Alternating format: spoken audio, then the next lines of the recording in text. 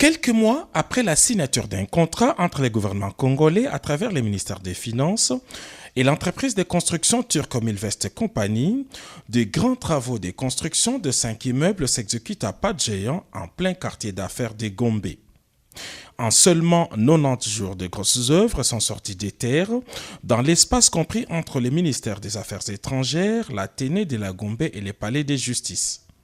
Ces complexes immobiliers devraient comprendre deux tours jumelles du centre des finances de 26 étages, deux autres tours de la même hauteur du centre des congrès et un hôtel 5 étoiles avec tous les services annexes. C'est pour se rendre compte de l'évolution des travaux de ces immeubles modernes que le président de la République, Félix-Antoine Tshisekedi Tshilombo, a effectué ce mardi en début de soirée une visite d'inspection sur place.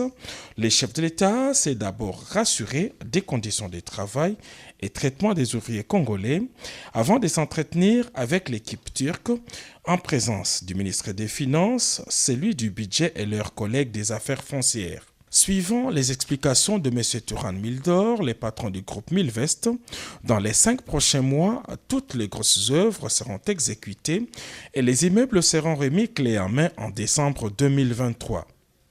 Cette visite d'inspection a aussi permis au chef de l'État, Félix-Antoine Tshisekedi Tshilombo, de se rendre compte de l'extension du site qui englobe désormais la direction générale de l'Office des routes délocalisées.